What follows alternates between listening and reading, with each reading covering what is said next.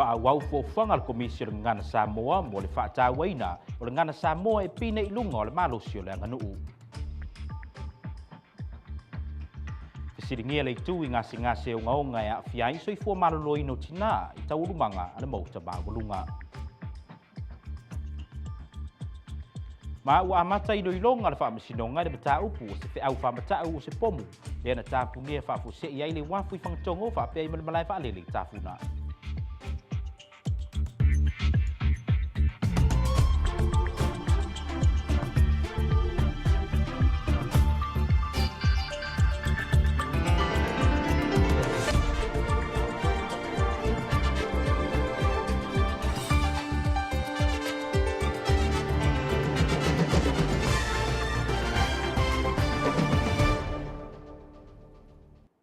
O te whaatalo whātu i se whaupoponga o tala mai lau KVZK, tu sa watu ma le tātou ofisa i li whangatongo. E mō mwatu de nea whiawhi o le masina de nea mati, o lo whaatau wai nai le ngana Samoa, ma o le manu lau ti o le nei masina o le whaatu mau ma i o lau la lau ngana.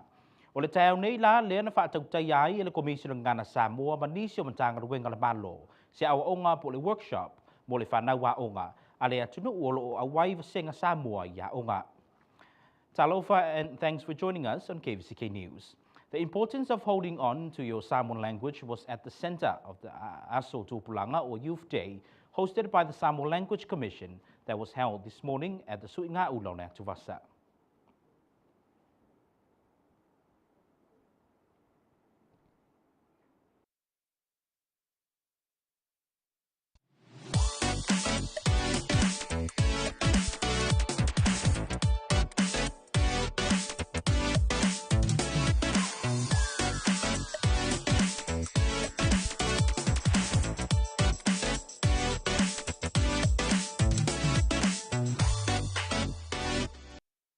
Te whaamaruru atu i le tātou reporti na sa usi taimi o na toi au nātu le tātou reporti na o no tūlanga le maalofia.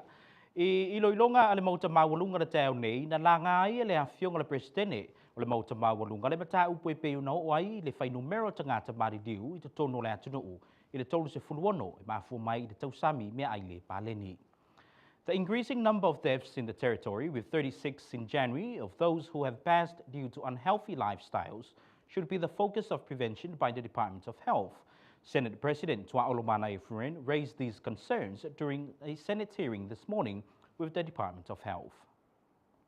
I le taimi le ilonga le mauta mawalunga le tau nei i o sui le matanga le wengo le soifo maloloina na tali fesili ta mau le atunu ue tusa i o le whaatupula i o tangata o le atunu ua maua le ngasi o le kanesa. O le whaatoni a mautu sātu i le amanua o le tamaitai fo mai a Dr. Lauvao ma le ali fo mai a Dr. Saipali Fuimono ma Scott Enesi sa awai i le ilonga i le tau nei. O le awhionga le presidente le mauta mawalunga i atua Olomana Efuren, le whaalia lo na whina ngalo i whapea. O le to'atelo tangata e maise lava i le tupau tina e a awhia le ngasi o le kanesa e mawane ua tuai. O ia tūlanga i le tatau on tupu. Na saunofo i tua olo le to'atelo le whanau o loa ai mea ai nga oa e mawai le tino puta ma whaatupu mai ia i latou. O se tūlanga ua le to e tatau o na tupu le tūlanga. Ma ua tatau fuoi o na whaini porkalamea o ai matua o loo whaia lea tūlanga ina ia tau fia loa a wā ua mamai ai le whanau. O le me fōu leo tūlai mai motu mau, wangal papikia. O le whapei wha stage 4 ta mai tai. O me ai ma mena e tō te talano mai, e lea sisi le mamla mai. O le fi mamla ma le fono. Penga whaisa kou study, le mafuanga wala inga kupongi mea. E rei whapea ka mai ka e ka koe laso. A whaio se me ai ka o mai. La mere ka o mai la kung o le mere ka o whai ki kia, whaisa kou polo kalama whapea. O le teila lenga mai a kia au le aso ren kia e, kolos fulu ma le onga oking ia yang wani. O ke lenga wa. O le fasiri ai se a. E whalango lango la motu ko ofisa. E a mai study whapea, e ka ua kele. Le me konga renga a mia ko lau sunga ma le ofisa. Po o whaingi ko study me whapea. Inga ia mawese mamalamanga la kungu. A whai o me ai ka o mai la kungu, ka ofi me ia. Koe uso mai kere o kai ao la unga luenga. Whapsanga ika mai ki a onga ma le panko, ma le kokola. Ia a whawhenanga le o pisi pa whapea kulanga nga. Ia alai serve me ai le lei kongo polo kalama a onga. Ia koe ngā polo kalama mea ngā kaunga. Ai whawhikai ako mok sāmar ko ofisa o ke le suinga o le kungu. I me ai ko ofisa le o polo kairi ke leo me ai ngea sainga. I le manatu o le whaatonu le matanga ruenga o le soifu maloina ia musatu i le amanua. E moni le fina ngalo le presidente o te tau na si itia le numero siaki o le kanesa e whaia au wā ale ai o lona winga e to tele a afia ai whaia tutonga fitinga o tuai. Le sau noa le tamaita i fomai a lau vao. O le tausanga i luafe ma le wha, ma le luafe sifun ma le valu. Na whaia i se su e suenga na matanga ruenga i wha mai le pipisi. Ma o le unga o le suenga na manino ai e to tele e na mauane ua tuai o na whaitonga fitinga mo le kanesa i wha mai le pipisi la vaia. O isi e mumusu e talia o la tau wa fie i le ngase a e o isi foi e wha atua nai i le inuino whala au e mo mia o na whainu. Mai le lua afe ma le wha, e o mai le lua afe sifun ma le valu, sa whaato ato e whaia se isi suenga mo le tūlanga. Mai le lua afe ma le wha, sa ato e whaia le isi suenga i le lua afe sifun valu. Mai le lua afe sifun fitu sa pena i le suenga, sa whaatau nu ina lua i le lua afe sifun valu.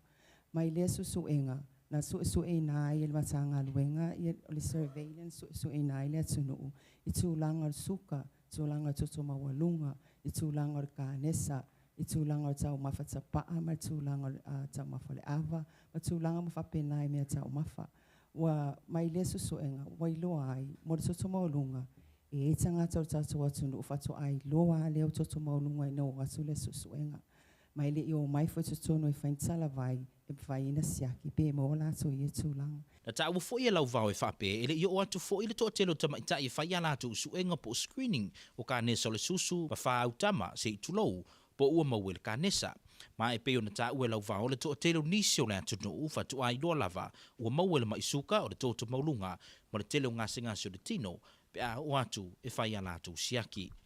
Na toi fesiri tua o lopo o yeise fuafanga na matanga ruenga mo le mataituina leo mea tau mafa a wai tana tonu o ia o le mafuanga le nei o loo tele aita ngata o le atunu ua mau ngase ngase o le tino. Na ta ua fo i tua o lo i whapea e leono vayaso au iai o ia i atunu i whafo. Na tele i toe tau sami lava i se whasi povi masima ma le talo. Ma na ia i loa ai le te leo le swinga i lana whaalongo i lona tino. E ana nau whai atu le whafonga mai e whionga i li sento.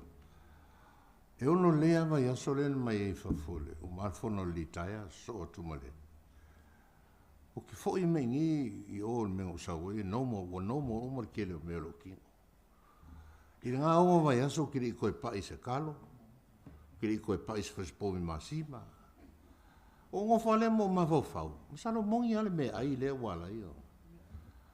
E ese ko fuanga e po me ai, eisa na fuanga whapenga. Ia koe ngā, o nge me uma e alang kan tūpiro me ngi whamai, o me ai. La me o le ko whapea mai, ko wana, pasamuri pipin koe a mai mga mea. Se me fo lele mo le au ngā o kangaka. O le menga leu whamau ngi e, ui e menga o yengi. I le fo koe aru runga. Le umean ka o mai ngi vai aso i, o koe pangi whal pausami, me le fo koe aru runga le kokoma. O menga su en me le o vai aso sa pe o ka ke le suinga pa o poupa. Au whalong fo manga va lele, a moe lele. O fa pero mi salo moe ale me ai. Ile mai ai o le saunoanga le whionga le presidente, na saunoa i le tamita i fumai a Dr. Lauvao, e wha amanino le tūlanga i pei o na whasiringi ai e tua olo. Yo o tūlanga fu le sasu su e ina le lua festival malvalu. So o tele a tangata o tato atunu o le ta o mawhai tūlanga pena e saunoa. Yesi ma me whapena o fruits ma vegetables. Sa wha maoni ai foi. O tele ta o mawhai i manufasi pole meat. O le titi ta o mawhai i tūlanga i a pena whaalau loa atu e a fo e matanga luenga. Ma o lo tau whai fo o tūlanga na o lo whapeona whaalau i loa i tutono tala vai pa o atu i a mai wa ai whailau loa i a mea ai le titanga tau mawhai peo le ngungu. Whai loa i tangata mea i le tau mawhai le ngungu. Ma pēr na fo i mai suka o le toto maulunga e whaalau loa i o le maasima le sime le mo le toto maulunga. A le tūlanga le mai le loa festival valu. Sa whapea fo ina na whaasaunia. E se tauna i ni a fo ini tūla fono o ni pili e whalauloa mai te tonu la tunu mai te tonu. Na ia sau fia to inga tau mawhale te sau noa mai ai.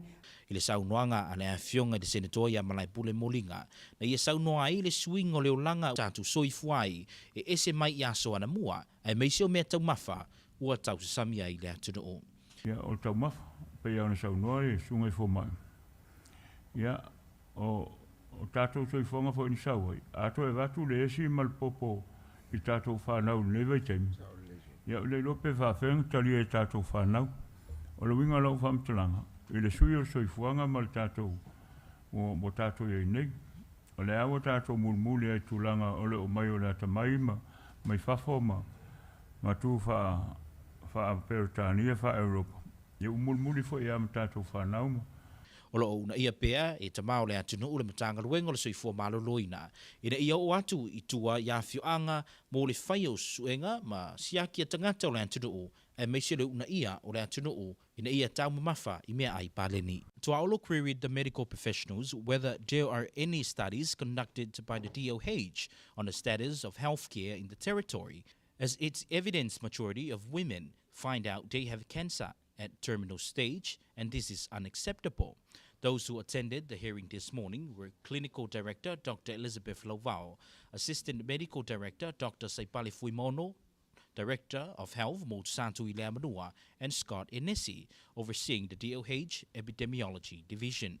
Tuaolo said children are seen eating junk food as their breakfast, as there should be programs to discourage this kind of bad eating habit, educate parents on the danger of junk food, and it's no wonder why children are obese in the territory. The health director agrees with Tuaolo, citing there is a need to have more cancer screenings, otherwise patients find out when it is too late and that the cancer has spread.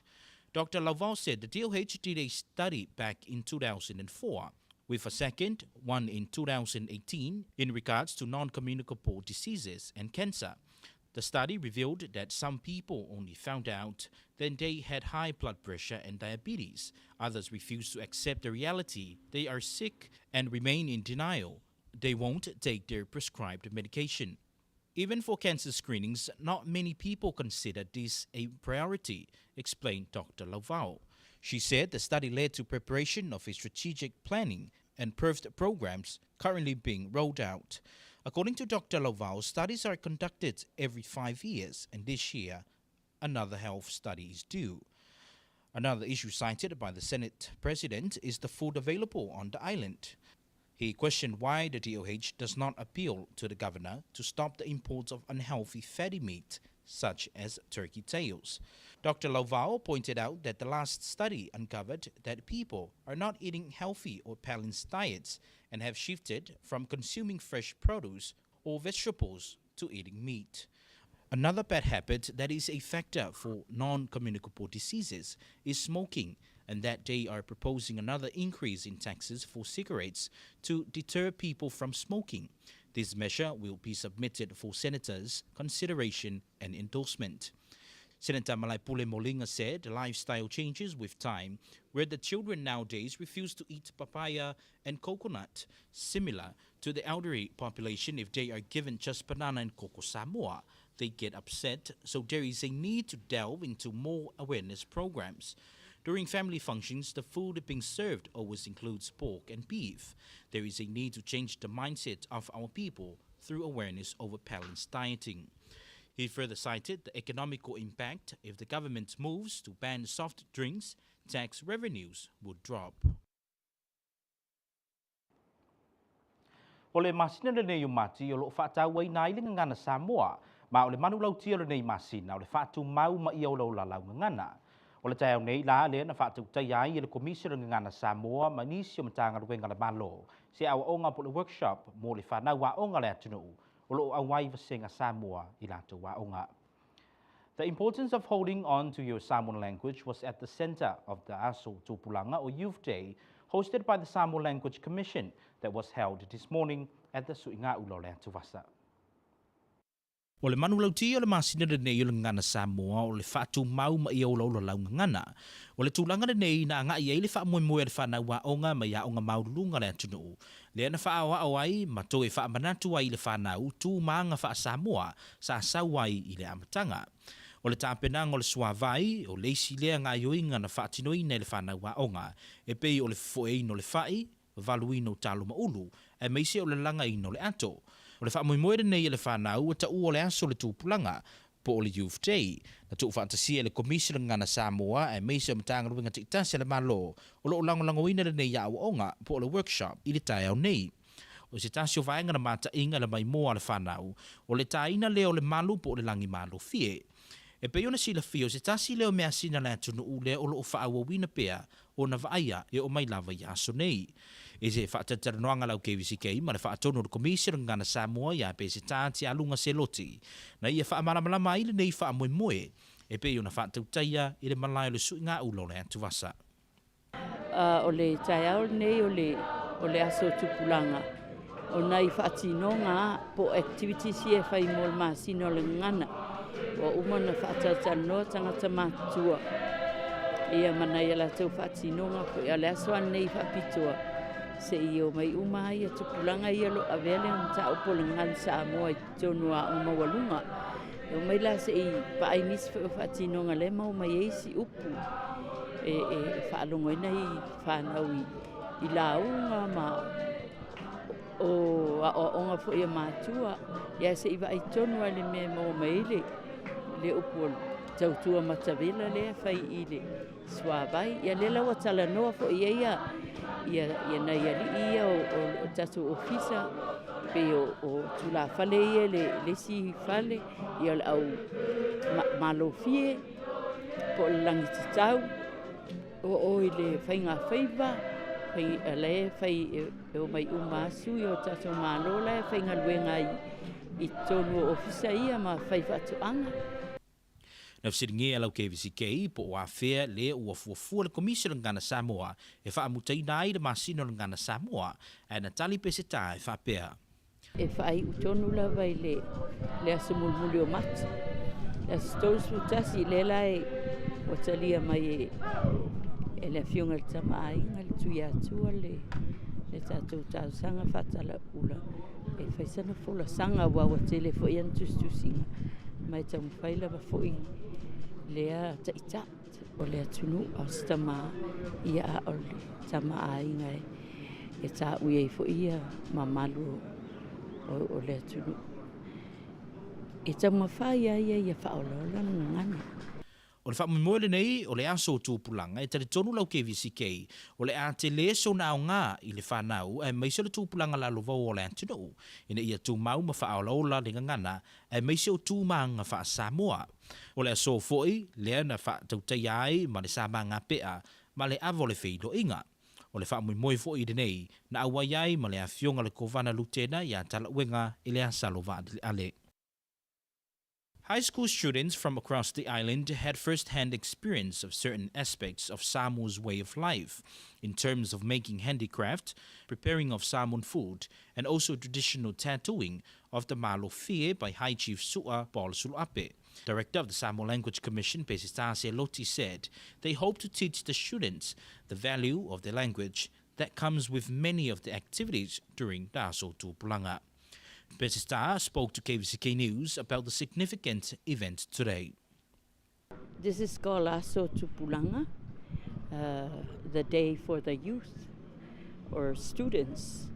We have had several activities highlighting language with women, the role of women, the role of the youth, the media, translators, several sections of our community that deal with language. But today is specifically for the youth, and we've invited high school seniors that are focusing on Samoan language in their studies. Pesita also confirmed the final events for the Samoa language festivities will conclude with a summit where Samoa's former head of state, His Highness Tuiatua Tupua Tamasese Efi, will present a paper on the uniqueness of our Samoan language. On the 31st of March, we won't go past March.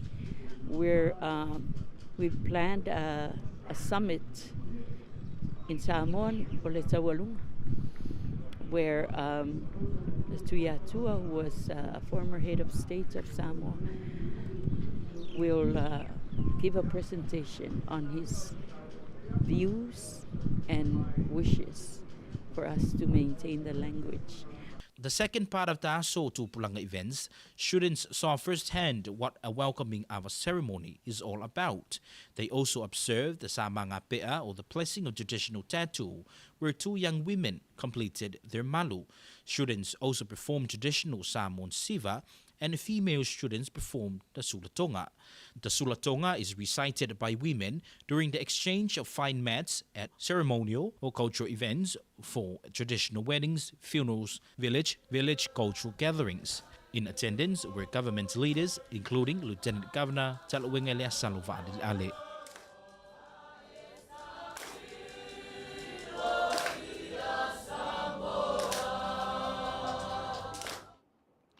O le so le na whātau tai ai le whaamsinonga whaitu malo, le mata upu i peo na mōri ai le ia le puia i Ellen Meyer, e tu sai o lona tu inatu o se wheau whaamatau e whaapea o le apa se pomu i le wafu ma le malai whaalele tafuna. A status hearing in the case of le puia i Ellen Meyer was held at the district court today. Meyer is charged in relation to allegedly making a bomb threat last year in May, prompting the evacuation of the seaport and airport.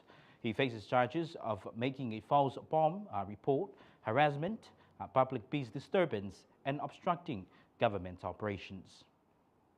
I le matau po le malo o lo moria i le li ia le puiai Ellen Meyer i le tausanga na tenei ia Juni. E pe ona sila fio le aso tolu se furutasi le masino me o le tausanga na tenei. Na whaafiso ta iai e le taitai o wafu mamalai va alele le iwa tasi. E riputi ai se vala au whaamatau i se pomu le ana tu ua umai e nisi o tangata no whanga lo lanta lanta i le mtanga luenga o wafu mamalai va alele. E pe ona ta ua le mtanga luenga le puipuinga lo loto i whane le Homeland Security e whaapea. O le telefoni na whaongai nei whaau o tuai le whiau tau whamatau o le telefoni le li o meia. E le taimina whasiringi ai o ia, na ia whaamauni ai na ia vala au le office o le wafu, ai na ia te ena tua inga i rona whai o se whiau tau whamatau. O lo ta ua na maua le vaengo le wafu se vala au, mai le numero le ono tolu fi tuvalu tolu, pea ma le afole iwa i le tai au, i le 3 minute muri ane, na toe vala au le tangata lava le tasi, ma whaitio i le leango le au nanga le ofisa wafu mamalai va lele, ma whaape mai o le atou va ai iai. I le mai ai o le tala noanga e pea ma le 15 minute, e toe vala au fo i le li i lava nei, i le wafu, ma whaape mai, o lo tu inatu se whailo ia te autou, a wa o le ua mai e ona ia tuuina ni pomu i le malai va alele ma le wafu. I wha maumonga le whaamsinonga lo ta wai e whaapea o le taimina vala au atuai le ua molia i le wafu, ma wha au o atuai la na whiau tau whamatau, o lo whetau i le lei ma le taimi na whai ai le whiau tau whamatau. O le ua molia na molia mua fo i nisi o sori tula fono e au whiai ma le ngoi. According to the government's case, the defendant was first charged last year June. It's alleged that on May 31st, 2022, Chief of Port Security contacted 911 and reported a bomb threat from an anonymous caller targeting the seaport and airport, which led to evacuation of areas nearby. Homeland Security officials informed police the call came from a 2560491 cell phone belonging to Meyer, who was present at the Department of Homeland Security. During police questioning, Meyer confirmed making numerous phone calls to the main port earlier on that day in question, however denied making the bomb threat. Statements from port staff indicated that all Meyer spoke to 3 port staff before the bomb threat was made. It's alleged that port received a call from 633-7833. Around 9:30 a.m., 3 minutes later, the same person called again, and he appeared angry and complained about the bad service rendered by the seaport and airport and said, "You guys are gonna get it." The conversation lasted for only about 15 seconds before the caller hung up. An hour later, the same caller contacted port and said, "I'm giving you guys a heads up. I planted bombs at the airport and seaport, so you better act quickly." Court filing says phone records confirm the mayor had contacted the port at the exact same time the bomb threats were made. The numbers in question belong to the defendant. Mayor maintained that he did not make any bomb threat. The defendant was previously charged in at least 3 different cases involving stealing. O le ua toe whaololaina i le whainga malo le manu matala uenga le Samoa Bowl. Le ana amatai nei le taimi le whainga malo a le sa avea mo mua makovana o Amerika Samoa ia tongiola i le tausanga lua whima le tolu. O le avano le leile nei e whaalawi loa ai le tāleni a whanau o le atunu u e maisi o whanau i ei tāleni o loo i le malo tele ina ia toe foi mai i nei le atunu u. The Manuel Uenga administration has revived the Samoa Bowl, which was first initiated under the Tongiola administration in 2003. It is an opportunity to expose the gifts and talents of our local students athletes and to have Samoan athletes from the US return back to their roots and experience their culture firsthand. O le Samoa po vaenga o taalonga sa whatautai le teimul whainga mālore le sa ave mua mua malkovana Sidi Amerika Samoa ia tongiola tulafono o le whamua le ni o le Samoa po o le wafuafu e whataunu ina le masino te semelo na asu luas fulimo le tausanga nei se pa ia lava le tausanga fau le lua whedua wha e peo na whamaunia se pepa whamtalanga na tu ina mai le official kovana i tai au nei o le tue whatautai ai o le nei whamoe moe o se ngaluenga whai whaata se mta ngaluenga o mawhana wa onga po a Feleti ina ia una ia yo lātou nau no ta inga i ne vaenga o tālonga. I le pepa lava le nei mai le official kovana lo tā uwei whaapea. O le amawe se awanua le whanau iei le tāleni tālonga. E whaali e lātou tāleni, ma mawhai ona o ina nisi o metotia, mai le isita mai titi le isita mai titi. O le Samoa po le nei tau sanga lo awa i whanau a Feleti, a le atunu mai ia onga mawalunga, mai nisi o whai ia onga po o coaches, mai ia atunu i mamao, e tau vai tālonga le volleyball ata mai tai. O le laka pifa Amerika po le football, ma le softball. O le atu uina mai seisi whamtalanga, o le nei whamuemoi se teimi o iluma. Hosted by the American Samoa government, the Samoan Bowl is scheduled to December 25th to January 1st, 2024. This was confirmed in a statement released by the governor's office today.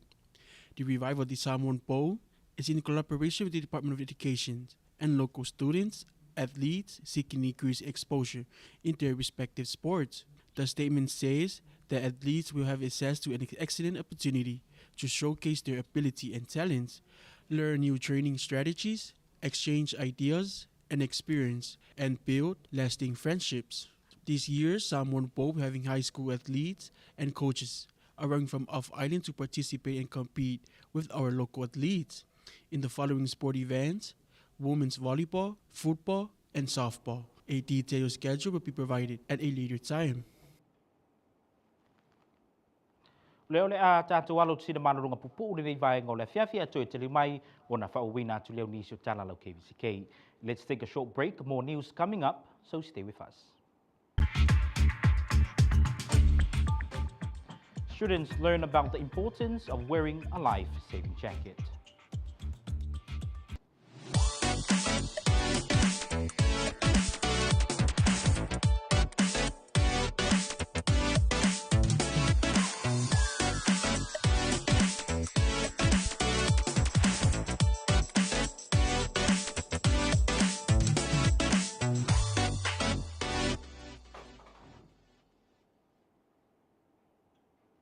Whātalo whātu i le toe tele mai o tala lau KVZK le nei vai ngau le fiafi. E pe amale lua se fulu leo whai o whanau wa onga le vasenga ECE. Na maua le avanoa e asi ai le vai ngau le Marine Patrol i le tai au nei.